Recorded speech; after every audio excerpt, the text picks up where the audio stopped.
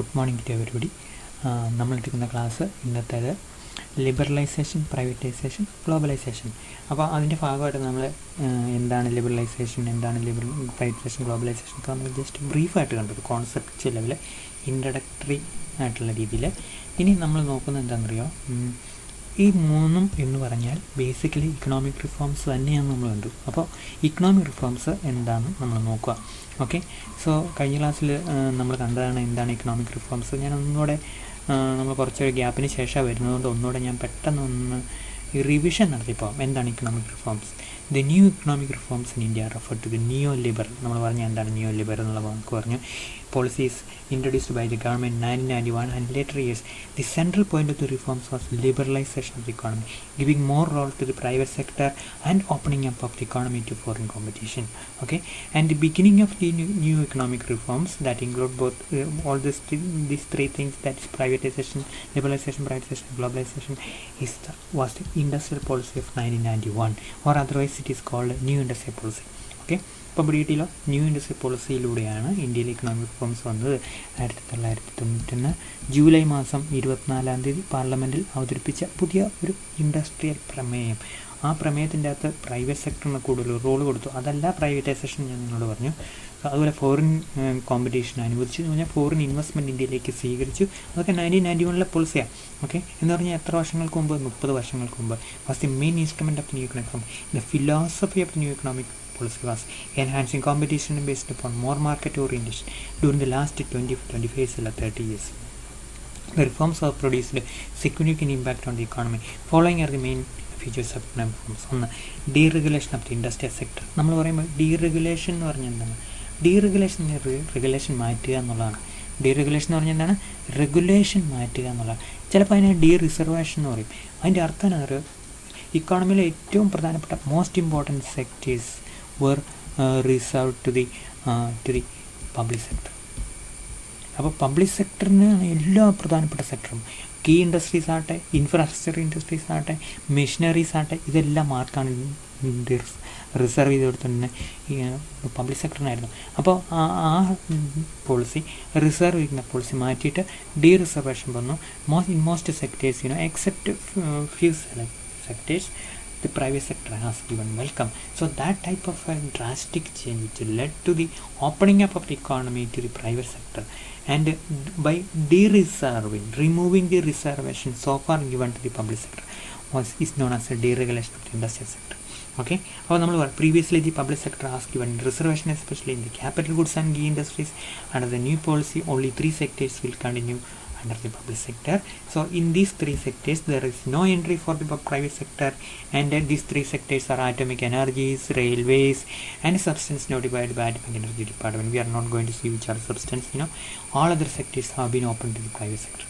Okay, now industrial delicensing policy. There is no license needed for starting a new industry except in 15 sectors. Now it has been reduced to 5 sectors. അപ്പോൾ ഇതിനെ നമ്മൾ licence Raj എന്ന് നമ്മൾ പറയും. Licence Raj എന്ന് പറഞ്ഞാൽ licence ഇല്ലാത്തൊരു വ്യവസായം തുടങ്ങാൻ പറ്റില്ല. ലൈസൻസ് കിട്ടണമെങ്കിൽ 10 വർഷം കാത്തിരിക്കണം. ഗവൺമെൻറ്റിൻ്റെ ഓഫീസിൽ കൂടെ കയറി നടക്കേണ്ടി വരും. അങ്ങനെ ലൈസൻസ് രാജിന് അവസാനം കൊടുത്തിട്ട് നമ്മൾ ഇൻഡസ്ട്രിയൽ ഡീ ലൈസൻസിങ്. ഡി എന്ന് പറഞ്ഞാൽ ഓപ്പോസിറ്റാണ്. ലൈസൻസ് ഇല്ല, ലൈസൻസ് വേണ്ട ഇൻഡസ്ട്രി തുടങ്ങാൻ. അങ്ങനെ ഒരു പോളിസിയും കൂടെ ഗവൺമെൻറ് കൊണ്ടുവന്നു. ഏത് 1991 ഇൻഡസ്ട്രി പോളിസിയുടെ കീഴിൽ. So we ended red tapism. We at least claim that we ended the red tapism. Red tapism എന്താ? ചുവപ്പ് നട. ഗവൺമെൻറ്റിൻ്റെ എന്താണ് ഓരോ ഓഫീസിൽ കയറി ഇറങ്ങി നടക്കേണ്ട അവസ്ഥയ്ക്ക് ഒരു അവസാനമായി എന്നുള്ളതാണ്. Okay, then opening up of the economy to foreign competition. Okay, foreign കോമ്പറ്റീഷന് തുറന്നു കൊടുത്തു ഇക്കോണമിയെ. അപ്പോൾ അതിൻ്റെ ഫലമായിട്ട് മൾട്ടിനാഷണൽ കമ്പനീസ് വന്നു. മൾട്ടിനാഷണൽ കമ്പനികൾ വന്നു, അവർ ഇൻവെസ്റ്റ് ചെയ്തു. Okay, so all these were part of the the 1991 industrial policy, opening of the economy to foreign competition. അപ്പോൾ അതുവരെ നമുക്ക് വിദേശ കമ്പനികൾ നമ്മൾ സ്വീകരിച്ചിട്ടില്ല, ഇപ്പോൾ നമ്മൾ സ്വീകരിച്ചു. Then liberalisation of trade and investment. Okay, അപ്പോൾ അവിടെ എന്താ ഉദ്ദേശിക്കുന്നത് അറിയാം? Trade and investment means we can make export. Previously also we can make export, but the government is giving more incentives for the export. Similarly, the most important one is not that, but import liberalization. What is import liberalization? Liberalization means we are reducing the tariff. We are removing the other restrictive clauses okay, clauses that were put on the import of the commodities. So there were a lot of restrictions regarding the import of commodities, not just the tariff. Tariff means a tax imposed on imports. It can also be imposed on exports, but no rational country will put tariff on exports. Exports is a positive thing. അപ്പോൾ നമ്മൾ import നമ്മൾ restrict ചെയ്തു. Import restriction, import നമ്മൾ restrict ചെയ്തു. അപ്പോൾ import restrict ചെയ്ത് import ആയിട്ടുള്ള ഐറ്റങ്ങളൊന്നും വരാതിരിക്കാൻ വേണ്ടി. കാരണം നമ്മുടെ ഇവിടുത്തെ സാധനങ്ങൾക്ക് കോമ്പറ്റീറ്റീവ്നെസ് ഇല്ല. വിദേശ സാധനങ്ങൾ ഭയങ്കര ടെക്നോളജിക്കലി സൂപ്പറായിരിക്കും, ക്വാളിറ്റി കൂടുതലായിരിക്കും, പ്രൈസ് കുറവായിരിക്കും. അതുകൊണ്ട് നമ്മൾ ഇമ്പോർട്ടിനെതിരെ ടാരിഫ് ഏർപ്പെടുത്തി. കാരണം നമുക്ക് എന്തിനാണ് ഇങ്ങോട്ട് വരാതിരിക്കുന്നത്? നമ്മൾ ഇങ്ങോട്ട് വന്നു കഴിഞ്ഞാൽ നമ്മുടെ ഇവിടുത്തെ വ്യവസായങ്ങളിലെ പ്രൊഡക്റ്റിന് ആരും മേടിക്കില്ല. അപ്പോൾ നമ്മുടെ വരുമാനം കുറഞ്ഞു പോകും. So that is the reason why we restricted import, and we restricted import from 1947 to, we can say, 1991 significantly. But in 1991, from 1991 onwards, നമ്മൾ 1991 onwards, നമ്മൾ 77-ലൊക്കെ ഇച്ചിരി ഇമ്പോർട്ട് ലിബറലൈസേഷൻ തുടങ്ങിയാലും ശരിക്കും റിഫോംസിൻ്റെ ആ കാലഘട്ടം തൊട്ടുണ്ട് നമ്മൾ ടാരിഫ് പയ്യെ കുറച്ചു. അതുപോലെ തന്നെ മറ്റ് മെഷേഴ്സൊക്കെ നമ്മൾ എലിമിനേറ്റ് ചെയ്തു. അതിനെയാണ് നമ്മൾ ലിബറലൈസേഷൻ എന്ന് പറഞ്ഞത്. അപ്പോൾ ലിബറലൈസേഷൻ എന്ന വാക്ക് നമ്മൾ പഠിക്കുകയാണെങ്കിൽ there is a 60% of the liberalization is with respect to what we can say liberalization of trade. Okay, എന്താണ് liberalisation of trade? Trade liberalisation ആണ് നമ്മൾ പറയേണ്ടത്. അപ്പോൾ അവിടെയാണ് the economic reforms introduce extensive liberalisation of foreign trade and foreign investment. Similarly foreign investment people can come previous policies of import substitution. What is import substitution? We are producing the importable commodities domestically. We are substituting importable products. Instead of the importable products, we are using domestic product. So those domestic products are almost equal to the importable product in terms of use, quality, etc. So that process of producing importable commodities domestically is called import substitution. Similarly, import substitution. Import restriction, we are restricting import by imposing tax like that, other measures. So such practices we have ended with liberalization. So liberalization, what is the specific area in which liberalization has been implemented? It is with respect to import. നമ്മൾ liberalisation എന്നൊക്കെ കേൾക്കുമ്പോഴും എന്ത് liberalise ചെയ്യുക ഈ പറയുന്നത്? Liberalise ചെയ്തത് ഇമ്പോർട്ടിനെയാണ്. ഒരു 65% അതാണ്. പിന്നെ ലിബറലൈസ് ചെയ്തത് എന്താണ്? പ്രൈവറ്റ് സെക്ടറിൻ്റെ എൻട്രി ലിബറലൈസ് ചെയ്തു, ഫോറിൻ സെക്ടറിൻ്റെ എൻട്രി ലിബറലൈസ് ചെയ്തു. So all those are liberalisation. But the most important area in which liberalization has been undertaken is with respect to import. We have removed several restrictions that was there on the case of imports. Similarly, we also reduced tariff എന്ന് പറഞ്ഞാൽ എന്താണ്? Tax. Okay, so the import substitution and import restriction were abandoned. So these policies were there from 1947 to 1990. So those policies were abandoned from 1991 onwards. Okay, and export promotion policies were introduced. നമ്മൾ export promotion measures നമ്മൾ കൂടെ introduce ചെയ്തു. On the investment front, that is about a trade, that means export and import of goods. On the investment, what is investment? Investment means you are creating a productive capacity. നമ്മൾ invest ചെയ്യാന്ന് അറിയാലോ. അപ്പോൾ foreigners invest ചെയ്യുന്നതിനെ കാര്യത്തെക്കുറിച്ച് നമ്മളോട് സംസാരിച്ചത്. കാരണം ഫോറിനേഴ്സിന് ഭയങ്കര ഹ്യൂജ് എമൗണ്ട് ഓഫ് മണി ഉണ്ട്, അവർക്ക് നല്ല ടെക്നോളജി ഉണ്ട്, അവർക്ക് നല്ല മാനേജർ കപ്പാസിറ്റി ഉണ്ട്, അവർക്ക് നല്ല കോമ്പണൻറ്റുകൾ ഉണ്ടാക്കാൻ അറിയാം, അവർക്ക് മാർക്കറ്റ് ബ്രാൻഡ് നെയിം ഉണ്ട്. അങ്ങനെയുള്ള ഫോറിനേഴ്സ് ഇന്ത്യയിൽ വന്ന് ഇൻവെസ്റ്റ് ചെയ്യാൻ ഗവൺമെൻറ് സ്വാഗതം കൊടുത്തു. So we are talking about that policy. On the investment front, the economic reforms marked the era of capital mobility in the country. Capital mobility എന്ന് പറഞ്ഞാൽ foreign investment വരട്ടെ, വന്നിട്ട് അങ്ങോട്ട് പോട്ടെ എന്ന് പറഞ്ഞാൽ എന്താണ്? അവർ തിരിച്ച് അവരുടെ മൂലം ലാഭമൊക്കെ എടുത്ത് തിരിച്ചു പോകും. ആര് ഇൻവെസ്റ്റ് ചെയ്താലും അവർക്ക് ലാഭം തിരിച്ചു കൊണ്ടുപോകാനുള്ള ഒരു സെറ്റപ്പ് ഇവിടെ ഉണ്ടായില്ല. അവർ ഇൻവെസ്റ്റ് ചെയ്യുള്ളൂ. അപ്പോൾ foreign investors comes to India only expecting profit or selling more of that product. So restriction on foreign capital. പിന്നെ എന്ത് സംഭവിച്ചു? Okay, foreign capital in the form of FDI, FPE, all were liberalized. Okay, restrictions were removed. All such areas were liberalized. Okay, അപ്പോൾ പിടികിട്ടിയല്ലോ. Liberalisation with respect to what? Trade അല്ലേ? പിന്നെ with respect to what? Foreign investment. പിടികിട്ടില്ല. So all these areas are the areas where the government has introduced liberalization with respect to trade, liberalization with respect to foreign investment. Similarly, what we can say, other type of liberalization, especially those related with the liberalization of what we can say liberalization of private sector activities. Okay, ചില പ്രശ്നങ്ങളായിരുന്നു. നെറ്റില്ലാത്തതുകൊണ്ടാണോ നമ്മുടെ സിസ്റ്റത്തിൻ്റെ പ്രശ്നമാണെന്ന് പറ്റില്ല. Content ഒന്നും അങ്ങനെ അതാവാതൊന്നും തോന്നുന്നു കിട്ടുന്നില്ല. അതായത് മുകളിലോട്ട് ഒരു സെക്കൻഡ് ഇച്ചിരി വെയിറ്റ് ചെയ്ത് കഴിഞ്ഞാൽ എല്ലാ പ്രശ്നം തീരും. ചില സമയത്ത് ഇങ്ങനെയാണ്. നമ്മൾ എന്തായാലും നമ്മൾ കുറേ ടെക്നോളജിയൊക്കെ ഉപയോഗിക്കുകയാണല്ലോ, ഡിജിറ്റലായിട്ടുള്ള കാര്യങ്ങളൊക്കെ നടക്കുന്നത്. അപ്പോൾ ഇങ്ങനെയുള്ള പ്രശ്നങ്ങളൊക്കെ ഇവിടെ ഉണ്ടാവും. എന്താ വര പോലെ കാണുമോ? ഓക്കെ ഇച്ചിരി നമുക്ക് മുകളിലോട്ട് ഇട്ട് കഴിഞ്ഞാൽ അടുത്ത ഏരിയ കിട്ടിക്കൊണ്ടേ കുറേ സമയം എടുക്കും റീഡ് ചെയ്യാൻ പാടാം. ഇതേ മെഷീൻ്റെ പ്രശ്നമായിരിക്കും കേട്ടോ. ടച്ച് ഇപ്പോൾ ഓക്കെ. അപ്പോൾ പിന്നെയുള്ള ലിബറലൈസേഷൻ മെഷേഴ്സാണ് പിന്നെയുള്ള റിഫോം മെഷേഴ്സാണ് ഫൈനാൻഷ്യൽ സെക്ടർ റിഫോംസ് എന്ന് പറഞ്ഞ് ബാങ്കുകൾക്ക് ഫ്രീഡം കൊടുത്തു.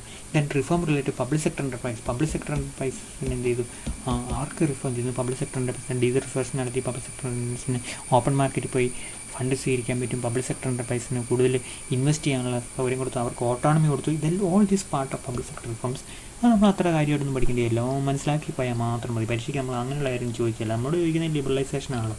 എന്നാലും ഇതൊക്കെ അതിൻ്റെ ലിബറലൈസേഷൻ്റെ ഭാഗമാണെന്ന് നമുക്ക് വേണമെങ്കിൽ ആഡ് ചെയ്യാം. അബോളിഷൻ ഓഫ് MRTP ആക്ട്, അതൊക്കെ റിഫോംസിൻ്റെ ഭാഗമാണ്. Introduction of foreign exchange management act, അങ്ങനെ ഒരു ആക്ട് ഉണ്ട് കേട്ടോ. ഇതൊക്കെ ഇക്കണോമിക്സ് പഠിക്കാത്ത കുട്ടികളെ സംബന്ധിച്ചിടത്തോളം ഇതൊക്കെ എന്നതാണ് ഈ സാർ പറഞ്ഞ ഈ നിയമമൊക്കെ എന്നാണെന്ന് നമ്മൾ ചോദിക്കുന്നത്. നമ്മൾ അത്ര ഡീറ്റെയിൽ ആയിട്ട് പഠിക്കേണ്ട. പക്ഷേ നമ്മളിങ്ങനെ കാര്യങ്ങളുണ്ട് എന്ന് പറയാതിരിക്കാനും പറ്റില്ല. അതേസമയം നമ്മൾ അതെന്നാന്ന് ഭയങ്കര പറയാൻ പോയി കഴിഞ്ഞാൽ നമ്മൾ സിലബസ് മാറുമോ ഒന്നും കവർ ചെയ്യാൻ പറ്റില്ല. MRTP എന്ന് monopoly and restricted trade practice act. Monopoly കുത്തകളെ ഒതുക്കാൻ വേണ്ടിയിട്ടുള്ളായിരുന്നു ആ ആക്ട് എടുത്ത് കളഞ്ഞു. അപ്പോൾ കുത്തകൾ വളരാനാണോ? അങ്ങനെയല്ല, എന്നാൽ പോലും അവർക്ക് കൂടുതൽ ഇൻവെസ്റ്റ് ചെയ്യാനുള്ള സൗകര്യം ചെയ്ത് കൊടുത്തു. അതാണ് MRTP ആക്ട് അബോളിഷ് ചെയ്യുന്നു വാക്കിനർത്ഥം. പിന്നെ ഫെമ എന്ന് പറഞ്ഞാൽ ഫോറിൻ എക്സ്ചേഞ്ച് എന്ന് പറഞ്ഞാൽ എന്താണെന്ന് അറിയാം, ഫോറിൻ കറൻസിയൊക്കെ എത്രമാത്രം കൊണ്ടു നടക്കാം.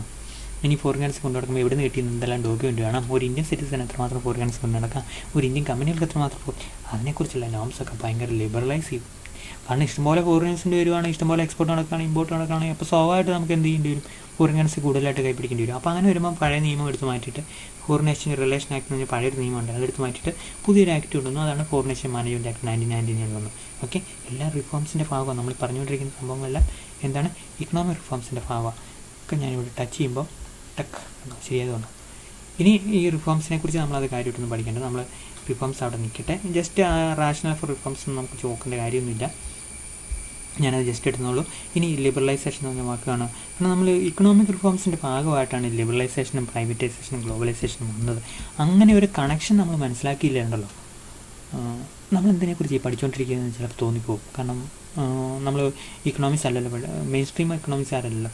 അപ്പോൾ basically liberalisation, privatisation, globalisation were part of economic reforms. അങ്ങനെ ആ ഒരു ബ്രോഡ് ഫ്രെയിംവർക്കിൽ നിന്ന് മനസ്സിലാക്കിയാൽ മാത്രമേ നമുക്ക് ഈ ലിബറലൈസേഷനും പ്രൈവറ്റൈസേഷൻ്റെ ഒക്കെ ഒരു ഡെപ്ത് പിടിയിട്ടുള്ളൂ, അല്ലെങ്കിൽ ആ കോണ്ടെക്സ്റ്റ് പിടിയിട്ടുള്ളൂ. ഡെപ്ത് ഒന്നും വേണ്ട, കോണ്ടെക്സ്റ്റ് പിടിയിട്ടുള്ളൂ. Okay, now we are coming to see what is liberalization. The term liberalization largely denotes liberalization of trade and investment and the economic regulation in the country. Okay, കൺട്രിയുടെ ഒക്കെ spelling മാറിപ്പോയി കേട്ടോ. ഇംഗ്ലീഷുകാരെ violent അയക്കരുത്, ചുമ്മാ പറഞ്ഞു കേട്ടോ, നിങ്ങളെ കളയക്കരുത്. Type ചെയ്യുമ്പോഴുള്ള പ്രശ്നങ്ങൾ ഒത്തിരി ടൈപ്പിംഗ് എറർ വരുന്നുണ്ട്.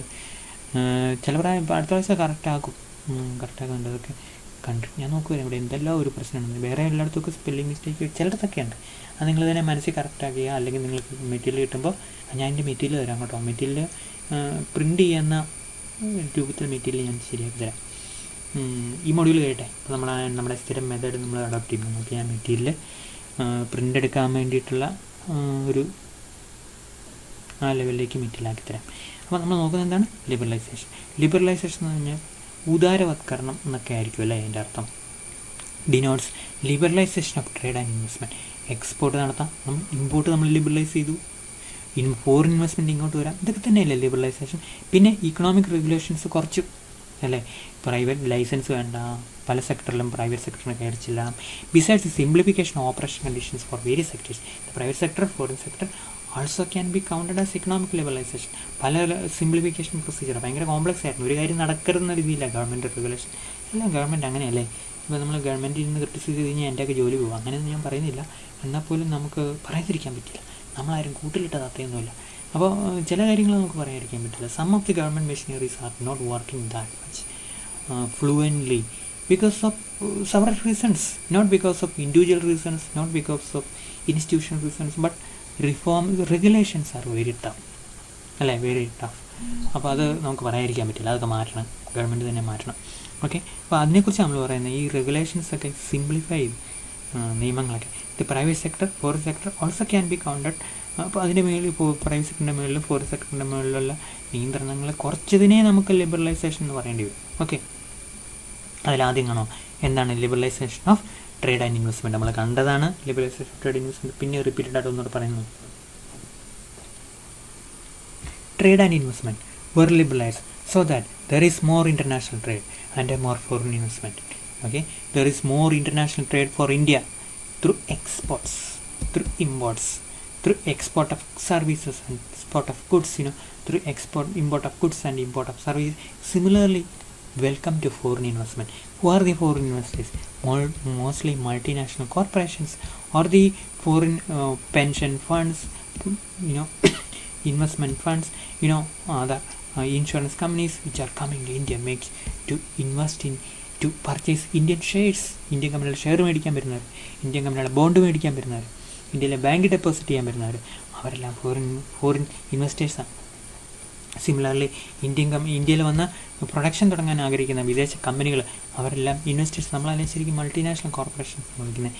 Okay, in the initial period import restriction and import substitution became the predominant strategy for India from 1950s to the end of 1980s. അത് കഴിഞ്ഞ് എന്നാ സംഭവിച്ചെന്ന് അറിയോ? ഇന്ത്യ ഒത്തിരി ഫോറിൻ എക്സിം പോളിസി വന്നു. What is EXIM policy? Export and import policy. What is objective of such policies? To liberalise imports. എന്താണ് to liberalise imports? അങ്ങനെ എല്ലാ ഇമ്പോർട്ടും ഇങ്ങോട്ട് പോർട്ട് ചെയ്യുന്നതാണോ? അങ്ങനെയല്ല. പഴയതിനേക്കാളും അല്പക്കായിട്ട് ലിബറലൈസേഷൻ വരുത്തും. പക്ഷേ അതിനേക്കാളും കൂടുതൽ എക്സ്പോർട്ട് പ്രൊമോട്ട് ചെയ്തു. എക്സ്പോർട്ട് പ്രൊമോട്ട് ചെയ്യാൻ എക്സ്പോർട്ടേഴ്സിന് കുറേ ഇൻസെൻറ്റീവ്സ്, അവർക്ക് ഇൻഫ്രാസ്ട്രക്ചർ ഗവൺമെൻറ് ചെയ്തു കൊടുക്കുന്നു. So such facilities are there, and they are introduced as part of export and import policy. കിട്ടിയില്ലോ, they are introduced as part of what's, they are introduced as part of export and import policy. കിട്ടിയില്ലോ, EXIM policy.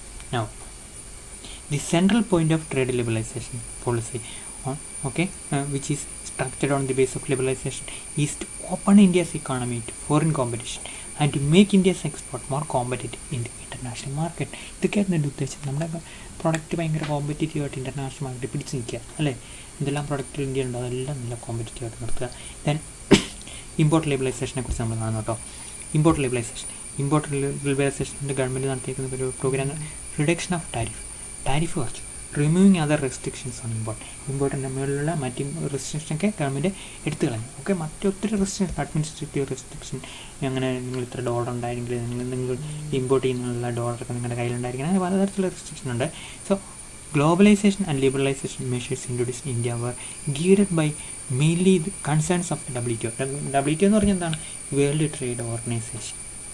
Okay, WTO കൊണ്ടുവന്ന concerns. WTO പറയുന്നത് trade liberalize ചെയ്യണം, അതുപോലെ import liberalise ചെയ്യണം, tariff കുറയ്ക്കണം, മറ്റ് tariff അല്ലാത്ത കുറേ മെഷേഴ്സ് ഉണ്ട്, അതൊക്കെ എടുത്തു കളയണം. So all those measures were suggested by WTO and they were implemented in India. And we can describe such measures are part of liberalisation as well as globalisation. And those measures have produced their own effect on India as well. നമുക്കൊന്ന് touch ചെയ്ത് എന്തെങ്കിലും മാറ്റങ്ങൾ വരുമോ നോക്കട്ടെ. So, a significant aspect of the liberalized trade policy is that it was complemented by the industrial policy, industry licensing, public sector policy, FMA, MRTP abolition, foreign investment policy, and exchange rate policy. All these policies were accessory policies to the liberalization policy. Okay, ട്രേഡിനെ liberalize ചെയ്തു എന്ന് പറഞ്ഞാൽ import പോരട്ടെ, import മേലുള്ള tariff കുറച്ചു, ഇറക്കുമതി ചുങ്കം നമുക്ക് പറയാം. ചുങ്കം എന്ന് പറഞ്ഞാൽ ഇമ്പോർട്ട് ടാരിഫ് നോട്ടോ, അത് നമുക്കൊരു 50% അല്ലെങ്കിൽ 100% ഒരു 18% 10% നമ്മൾ കുറച്ചു. So that is a part of liberalisation. പിന്നെ നിയന്ത്രണങ്ങൾ എടുത്ത് മാറ്റി ഇമ്പോർട്ടിന് മേളിൽ. അപ്പോൾ അങ്ങനെ നടത്തിയപ്പോൾ അതിൻ്റെ കൂടെ തന്നെ ഒത്തിരി പോളിസികളും കൂടെ ഗവൺമെൻറ് നടപ്പിലാക്കിയ പോളിസികളെ കുറിച്ച് കേട്ടോ. MRTP അബോളിഷ് ചെയ്ത്, FEMA പുതിയ ഫോറിൻ മാനേജ്മെൻറ്റ് ആക്ട് വന്നത്. ഓക്കെ, പിന്നെ അതിലെ ഫോറിൻ ഇൻവെസ്റ്റ്മെൻറ്റ് പോളിസി കൂടെ വന്നത്, public sector policy, industry policy, ഇതെല്ലാം ഇതിൻ്റെ ഭാഗമായിട്ട് കൂടെ വന്നതാണ്. The external sector liberalisation policy since 1991 are the following components: trade liberalisation policy, liberalisation of imports and promotion of exports. രണ്ടും കൂടെ ഒരുമിച്ച് പറയണോ? ഇമ്പോർട്ട് ലിബറലൈസ് ചെയ്തിട്ട് എക്സ്പോർട്ട് എന്ത് സംഭവിച്ചെന്ന് നോക്കണമല്ലോ. എക്സ്പോർട്ട് നമ്മൾ പ്രൊമോട്ട് ചെയ്തു, ഇമ്പോർട്ടിനെ ലിബറലൈസ് ചെയ്തു. എക്സ്ചേഞ്ച് റേറ്റ് പോളിസി എന്ന് പറഞ്ഞാൽ അറിയാം, രൂപയുടെ എക്സ്ചേഞ്ച് റേറ്റ് തീരുമാനിക്കുന്നത് ഓപ്പൺ മാർക്കറ്റിലായിരിക്കും. ഡോളർ കൂടുതൽ ഡിമാൻഡ് ഉണ്ടെങ്കിൽ ഡോളറിൻ്റെ വില കൂടും. ഇനി അതുപോലെ തന്നെ ഡോളറിന് ഡിമാൻഡ് ഇല്ല, ഡോളറിൻ്റെ വില കുറയും. ഓക്കെ, അപ്പോൾ അങ്ങനെ ഡോളറിൻ്റെ കൊടുക്കുന്ന പൈസ, ഡോളറിന് കൊടുക്കുന്ന പൈസയായിട്ടാണ്, വിലയായിട്ടാണ് നമ്മൾ എക്സ്ചേഞ്ച് റേറ്റിനെ കാണേണ്ടത്. 73 രൂപ ഒരു ഡോളർ എന്ന് പറഞ്ഞാൽ you have to give 73 rupees to get $1. Okay, if there is higher demand for dollar, it can increase to 75 rupees or more than that, depending upon the amount of the surge in demand. So അതുപോലെ തന്നെ supply കൂടുകയാണെങ്കിൽ 70 രൂപയ്ക്ക് കുറയും. So these supply and demand factors, or demand and supply factors, will determine the exchange rate in the economy. So we call this what we can say the managed floating exchange rate system. ഒരു second ഒന്ന് hold ചെയ്യണേ. അപ്പോൾ നമ്മളിങ്ങനെ പറഞ്ഞല്ലോ foreign investment policy. ഇപ്പം ഇക്കണോമിക്സേ basic ഇല്ലാത്ത കുട്ടികൾ കിട്ടി സാറേ ഇച്ചിരി ബുദ്ധിമുട്ടുണ്ട്, ഇത് ഇച്ചിരി ഡ്രൈ ടോപ്പിക്കാണേ, നമുക്ക് ടഫല്ല, പക്ഷേ നമുക്ക് ഭയങ്കര ഡ്രൈ ആയിട്ട് തോന്നും. പ്രത്യേകിച്ച് ഇംഗ്ലീഷ് മലയാളം പഠിക്കുന്ന കുട്ടികളെ സംബന്ധിച്ചോളം ഇത് ഭയങ്കര ഡ്രൈ ആയിട്ട് തോന്നും. അത് കോൺസെപ്റ്റുകൾ കുറേ ഉണ്ട്, കണക്റ്റഡ് തിങ്കിങ് ഉണ്ട്. നമുക്ക് ഒരിച്ചിരി എന്താ പറയുക കാൽക്കുലേറ്റഡ് ആയിട്ട് രീതി പോയി കഴിഞ്ഞാലേ നമുക്കത് പിടികിട്ടുള്ളൂ. ചിലപ്പോൾ ഭയങ്കര ബുദ്ധിമുട്ടാണെന്ന് വിചാരിക്കരുത്, നമുക്ക് എക്സാമിനെ സംബന്ധിച്ചോളം മാനേജ് ചെയ്യാവുന്നുള്ളൂ, അല്ല വലിയ ഭയങ്കര ബുദ്ധിമുട്ടൊന്നുമില്ല. പിന്നെ ഇതൊക്കെ പഠിക്കുമ്പോഴത്തേക്കും നമുക്കൊരു എക്സ്ട്രാ നോളജ് കിട്ടിയ ഒരു ഇൻ്റർവ്യൂവിന് പോയിക്കുമ്പോൾ എന്താണ് ലിബറലൈസേഷൻ നമ്മൾ അങ്ങ് പറഞ്ഞു. So when a student who is coming from a language section, when he is able to answer a question related to economics, that is a bonus point. And that is advantage of when you are opting economics as an open course. കൊമേഴ്സിനെ കുട്ടികളെ സംബന്ധിച്ചുള്ള അവർക്ക് ഇത് യാതൊരു ബുദ്ധിമുട്ടില്ലെന്ന് എനിക്ക് 100% ഉറപ്പാണ്. അതായത് അവർക്ക് കുറച്ച് ഇതൊക്കെ ഇങ്ങനെയൊക്കെ ഉണ്ടായിരുന്നു, അല്ലെങ്കിൽ അങ്ങനെയൊക്കെ അവർക്ക് വേണമെങ്കിൽ പറയാം, അല്ലെങ്കിൽ അവരുടെ സബ്ജക്റ്റുമായിട്ട് അടുത്ത് നിൽക്കുന്നത്. പക്ഷേ ഇംഗ്ലീഷിനെ കുട്ടികളെ സംബന്ധിച്ചോളം though they may face some difficulties, they have a lot of advantages while learning this topic. Okay, അപ്പോൾ അതുകൊണ്ട് കുട്ടികൾ നിങ്ങൾക്ക് ഓപ്പൺ കോഴ്സിൽ ബേസിക്സ് അല്ല എക്കണോമിക്സ് പഠിക്കാത്ത കുട്ടികൾ എന്തെങ്കിലും സംശയമാണെങ്കിൽ വാട്സാപ്പിൽ എനിക്ക് സാറേ ഈ ടോപ്പിക്ക് എനിക്ക് മനസ്സിലായില്ല കേട്ടോ, അതല്ലെങ്കിൽ ഇങ്ങനെ ഇച്ചോടെ ഒന്ന് മാറ്റിയത് പറയണം സാർ, ഇച്ചോടെ ഒന്ന് എക്സ്പ്ലെയിൻ ചെയ്ത് പറയണം എന്നൊക്കെ പറഞ്ഞു കഴിഞ്ഞാൽ എനിക്കത് ചെയ്യാൻ പറ്റും, നോ പ്രോബ്ലം ആയിട്ടോ. അപ്പോൾ നിങ്ങൾ എന്നോട് അങ്ങനെ പറഞ്ഞു. ഓക്കെ, അപ്പോൾ നമ്മൾ പറഞ്ഞ ലിബറലൈസേഷനെ കുറിച്ചാണ്. ശരിക്കും ഇംഗ്ലീഷ് പഠിക്കുന്ന കുട്ടികളെ സംബന്ധിച്ചോളം അവർ ഈ ലിബറലൈസേഷൻ്റെ ലിറ്ററൽ മീനിങ് അവർ നോക്കിക്കഴിഞ്ഞാൽ തന്നെ എന്താണ് വരാൻ പോകുന്നതെന്ന് നമുക്കറിയാൻ പറ്റും, ശരിയല്ലേ? അപ്പോൾ അതുകൊണ്ട് ആ ലിറ്ററൽ മീനിങ് തന്നെ ഇവിടെ ആപ്ലിക്കബിളാണ്. അപ്പം ലിബറലൈസേഷന് ശേഷം നമ്മൾ ലിബറലൈസേഷൻ ട്രേഡും ഇൻവെസ്റ്റ്മെൻറ്റും ആണ് കൂടുതലും നമ്മൾ പറയും. എന്നാൽ പോലും നമ്മുടെ ഇക്കണോമിക് റെഗുലേഷനെ സിംപ്ലിഫൈ ചെയ്തതിന് നമുക്ക് ലിബറലൈസേഷൻ എന്ന് പറയാം, അങ്ങനെ പറയേണ്ടി വരും. അപ്പോൾ അങ്ങനെ ഇൻഡസ്ട്രിയൽ പോളിസിയിൽ എന്തെല്ലാം മാറ്റങ്ങൾ വരുത്തി, അതാണ്. ഒരു സെക്കൻഡ്, കുട്ടികളാരെങ്കിലും വന്നു കഴിഞ്ഞാൽ ഓക്കെ നൗ. അപ്പോൾ അതാണ് നമ്മൾ കാണാൻ പോകുന്നത്. ഇൻഡസ്ട്രിയൽ പോളിസി ലിബറലൈസ് ചെയ്തു. The new industrial policy 1991 contain the sources of policy directions for reforms and thus for LPG. അപ്പോൾ LPG എന്ന് പറയുന്ന ഇത് LPG എന്ന് പറഞ്ഞൊരു പോളിസി ഇവിടെ ഇൻട്രൊഡ്യൂസ് ചെയ്തിട്ടില്ല. അതിൻ്റെ അകത്തുള്ള കാര്യങ്ങളൊക്കെ നമ്മൾ മറ്റേ പോളിസികളിൽ നിന്ന് എടുത്തെടുത്ത് ഇങ്ങനെ ഇൻട്രൊഡ്യൂസ് ചെയ്യുക ചെയ്യേണ്ടത്. അവിടെയാണ് LPG എന്ന് പറഞ്ഞ പോളിസി ഇന്ത്യ ഇൻട്രൊഡ്യൂസ് ചെയ്തിട്ടില്ല. ഗ്ലോബലൈസേഷനൊക്കെ കുറേ മെഷേഴ്സ് വന്നപ്പോൾ അതെല്ലാം കൂടെ കൂട്ടി ഗ്ലോബലൈസേഷന് കാരണമായി. പ്രൈവറ്റൈസേഷന് വേണ്ടി ഗവൺമെൻറ് കുറേ പോളിസികൾ ഉണ്ടായിരുന്നു, അതിനെല്ലാം കൂടെ കൂട്ടി നമ്മൾ പ്രസൻറ്റ് ചെയ്ത പ്രൈവറ്റൈസേഷനായി. ലിബറലൈസേഷന് വേണ്ടി വേറെ കുറേ മെഷേഴ്സ് ഉണ്ടായിരുന്നു, അതെല്ലാം കൂടെ ഇൻട്രൊഡ്യൂസ് ചെയ്യുമ്പോൾ ലിബറലൈസേഷനായി. അപ്പോൾ റിഫോംസിൽ നിന്ന് ഓരോ പോയിന്റും നമ്മൾ എടുത്തിട്ട് ലിബറലൈസേഷനും പ്രൈവറ്റൈസേഷൻ ഗ്ലോബലൈസേഷൻ എക്സ്പ്ലെയിൻ ചെയ്യാൻ മാത്രമേ നമുക്ക് മുമ്പിലൊരു വഴിയുള്ളൂ. ഓക്കെ, സോ ലിബറലൈസേഷൻ നമ്മൾ കണ്ടല്ലോ. ന്യൂ ഇൻഡസ്ട്രിയൽ പോളിസി നമ്മൾ കണ്ട്, അതിൽ നിന്ന് കുറേ ഗവൺമെൻറ് കുറേ ലിബറലൈസ് ചെയ്തു. എന്ത് ചെയ്തു? ഡീ റെഗുലേഷൻ കൊണ്ടുവന്നു. ഡീ റെഗുലേഷൻ കൊണ്ടുവന്നു, അല്ലെങ്കിൽ ഡീ റിസർവേഷൻ കൊണ്ടുവന്നു. ഡീ ലൈസൻസിങ് കൊണ്ടുവന്നു. പബ്ലിക് സെക്ടറിനെ ഉദാരവൽക്കരണം നടത്തി. പബ്ലിക് സെക്ടറിന് റോള് കുറച്ച് കൊടുത്തു. അപ്പോൾ ഇങ്ങനെ കുറേ കാര്യങ്ങൾ പ്രൈവറ്റ് സെക്ടറിന് റോള് കൂട്ടി കൊടുത്തു. അപ്പോൾ അതെല്ലാം നമ്മളിവിടെ മെൻഷൻ ചെയ്തിട്ടുണ്ട് കേട്ടോ. നിങ്ങളൊന്ന് വായിച്ച് നോക്കിക്കണേ. ഞാൻ എക്സ്പ്ലെയിൻ ചെയ്യേണ്ട കാര്യമൊന്നുമില്ല, നമ്മൾ പറഞ്ഞ കാര്യങ്ങൾ തന്നെ ജസ്റ്റ് അങ്ങ് പറഞ്ഞേക്കും, കൂടുതൽ എക്സ്പ്ലെയിൻ ചെയ്യേണ്ട കാര്യമൊന്നുമില്ല. സോ സിമ്പിളായിട്ട് പറഞ്ഞേക്കുന്നതാണ്, നിങ്ങളൊന്ന് വായിച്ച് നോക്കി കഴിഞ്ഞ് പിടികിട്ടാവുന്നുള്ളൂ. ഓക്കെ, ഏറ്റവും പ്രധാനപ്പെട്ട ഇൻഡസ്ട്രിയൽ ലൈസൻസ് എടുത്തു കളഞ്ഞു. 15 സെക്ടറിന് മാത്രം ലൈസൻസ്, ഇപ്പോൾ 5 സെക്ടറിന് മാത്രമല്ല ലൈസൻസ്, രാജ്യ റെഡ് ടേപ്സ് ഒക്കെ നമ്മൾ എല്ലാം ലിബറലൈസേഷൻ്റെ ഭാഗമായിട്ട് നമുക്ക് കൂട്ടാം. ഓക്കെ, ഓക്കെ അപ്പോൾ അതെല്ലാം ഇവിടെ പറഞ്ഞല്ലോ. ഇൻഡസ്ട്രിയൽ ലൈസൻസിങ് എടുത്തു കളഞ്ഞു, പബ്ലിക് സെക്ടർ പോളിസി കൊണ്ടുവന്നു, അബോളിഷൻ എമൗണ്ട് ഇതെല്ലാം നമ്മൾ പറഞ്ഞു. അതെല്ലാം ലിബറലൈസേഷൻ്റെ ഭാഗമായിട്ട് നിങ്ങൾക്ക് വേണമെങ്കിൽ പ്രസൻറ്റ് ചെയ്യാം. ഇനി നമ്മൾ കാണുന്ന അടുത്തതായിട്ടുള്ള കോൺസെപ്റ്റ് LPGയിലെ P എന്താണ്? രണ്ടാമത്തെ concept privatisation. What is privatisation? Second. Okay, എന്താണ് പ്രൈവറ്റൈസേഷൻ? നമ്മൾ ഏറ്റവും കൂടുതൽ തിരിച്ചറിയിക്കപ്പെടുന്ന ഒരു വാക്കാണ് privatisation.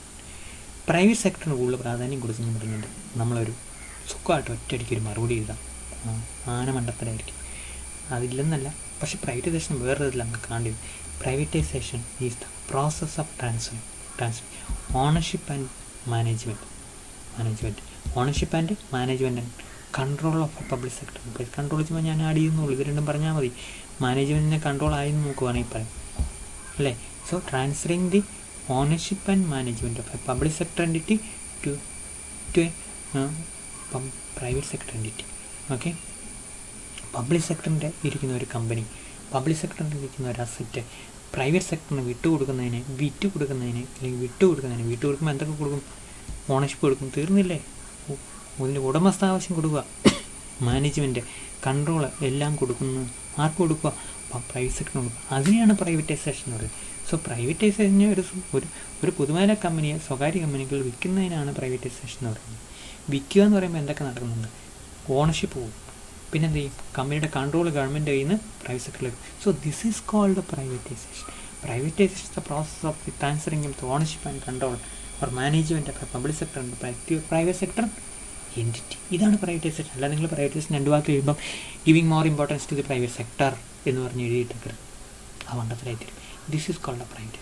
U have to use privatization with respect to the public sector enterprises. A policy with respect to public sector enterprises. അപ്പോൾ public sector എൻ്റർപ്രൈസസിനെ കുറിച്ചുള്ള ഒരു പോളിസിയാണ്. അങ്ങനെ രീതിയിൽ നമ്മളതിനെ കാണണം. തിരിച്ച് നമ്മൾ വേറെ ഏതെങ്കിലും കണ്ടു കഴിഞ്ഞാൽ പരാജയപ്പെടും. സോ നമ്മൾ നോക്കുക എന്താണ് പ്രൈവറ്റൈസേഷൻ. ഇത് എവിടെ നടക്കുന്നറിയോ? പബ്ലിക് സെക്ടർ എൻ്റർപ്രൈസസ് കൂടുതലുള്ള ഏത് രാജ്യത്തും പബ്ലിക് സെക്ടറിൻ്റെ ഇൻഎഫിഷ്യൻസിയെ കുറയ്ക്കാൻ വേണ്ടിയിട്ട് ഗവൺമെൻറ് ചെയ്യുന്നൊരു പ്രോഗ്രാമാണ് പ്രൈവറ്റൈസേഷൻ. അപ്പോൾ എന്തുകൊണ്ടാണ് പബ്ലിക് സെക്ടർ ഇൻഎഫിഷ്യൻ്റ്? നമുക്കറിയാമല്ലോ, പബ്ലിക് സെക്ടറിൽ ഒരു പുതിയ മാറ്റം വരണമെങ്കിൽ ഗവൺമെൻറ് പെർമിഷൻ വേണം. എല്ലാ കാര്യങ്ങളും A to Z, ഒരു എന്ത് സാധനം, ഒരു കുഞ്ഞു കസേര മേടിക്കണമെങ്കിൽ പോലും, വണ്ടിയുടെ ടയർ മാറ്റിയിടണമെങ്കിൽ പോലും ഗവൺമെൻറ്റിന്. അപ്പോൾ പുതിയ ടെക്നോളജി വേണമെങ്കിൽ, ഒരു മെഷീൻ അതൊന്നും സമയത്ത് ഇൻട്രൊഡ്യൂസ് ചെയ്യാൻ പബ്ലിക് സെക്ടർ പറ്റുമല്ല. So public sector is genetically inefficient. അതാണ് അതിൻ്റെ കറക്റ്റ് വാക്ക്. Some of the activities that is exceptionally done by the private sector cannot be done by the public sector. അതങ്ങനെയാണല്ലോ. അപ്പോൾ അതുകൊണ്ട് പബ്ലിക് സെക്ടർ എൻ്റർപ്രൈസ് ഇൻഎഫിഷ്യൻ്റാണ്. അപ്പോൾ inefficient വന്നപ്പോൾ അവർ ബഡ്ജറ്റിൽ നിന്ന് അവർക്ക് ഒത്തിരി സപ്പോർട്ടൊക്കെ ഉണ്ട് പബ്ലിക് സെക്ടറിൻ്റെ കാര്യങ്ങളൊക്കെ ഫിനാൻസ് ചെയ്യാൻ വേണ്ടിയിട്ട്. ആ മെഷേഴ്സൊക്കെ ഉണ്ടല്ലോ നടപ്പിലാകാതെ വന്നുമ്പോഴത്തേക്കും, ഓക്കെ, ആ മെഷേഴ്സൊക്കെ അങ്ങനെ പബ്ലിക് സെക്ടറിനെ സപ്പോർട്ട് ചെയ്യുന്ന എന്താ പറഞ്ഞു വെച്ചാൽ, ഒരു സെക്കൻഡ്, പെട്ടെന്നൊരു കോളേജിൽ നിന്നൊരു മെയിൽ വന്നിട്ട് അങ്ങോട്ടൊന്ന് ശ്രദ്ധ മാറിപ്പോയി കേട്ടോ, ഞാൻ നോക്കാം. എന്താണെന്നറിയോ, നമ്മൾ പറഞ്ഞതാണ്, ഒരു എൻ്റർപ്രൈസ് ഉണ്ടെങ്കിൽ, ഒരു പബ്ലിക് സെക്ടർ എൻ്റർപ്രൈസ് ആണെങ്കിൽ, ഏതോ എൻ്റർപ്രൈസ് ആണെങ്കിൽ ഒരു ബിസിനസ്, ഉദാഹരണത്തിന് നമ്മുടെ BSNL ആണ് നോക്കാം. BSNL നോക്കാം. എന്തുകൊണ്ടാണ് BSNLന് ഇത്രയധികം ഒരു സ്വാതന്ത്ര്യം കിട്ടിയിട്ടും ഒരധികമായിട്ടുള്ള പരിഗണന കിട്ടിയിട്ടും അത് വിജയിക്കാൻ പറ്റാതെ പോയിരുന്നു? കാരണം അത്ര സ്പീഡിൽ ടെക്നോളജി വരുന്ന ഒരു മേഖലയാണ് ടെലികോം. അവിടെ നന്നായിട്ട് പ്രവർത്തിക്കാൻ ആർക്ക് പറ്റിയില്ല? BSNL പറ്റിയില്ല. നമ്മുടെ മുമ്പിൽ ലൈഫ് എക്സാമ്പിൾ കിടക്കുക. In some sectors why the government is not able to perform? Because in technology related sectors where you have to race rather than walk, you should adapt technology perpetually every time, so in that areas, public sector becomes failure. So when the government is using the taxpayers money to make investment in public sector enterprise, if at the same time they are not able to make technology upgrades, they become a burden for the general public as well as the public exchequer. So in this context, it is better for the government to leave such industries which is very competitive, demanding quick technological adaptation. So it is better for the government to leave such industries to the private sector. So that is the logic of private sector privatization. മനസ്സിലായല്ലോ? അപ്പോൾ അത്ര competition വരുന്ന sectors ആരും government keep ചെയ്യേണ്ട കാര്യമില്ല. അങ്ങനെ keep ചെയ്യാൻ പോയി കഴിഞ്ഞാൽ സംഭവിക്കുക നഷ്ടം വരും. ആ നഷ്ടമെല്ലാം ബഡ്ജറ്റിൽ നടത്തുന്നത് ടാക്സ് പേഴ്സിൻ്റെ പൈസ കളയുന്ന പരിപാടിയായിരിക്കും. So that was the logic which compelled several governments in Europe to sell their public sector enterprises to private sector, and we call it as what?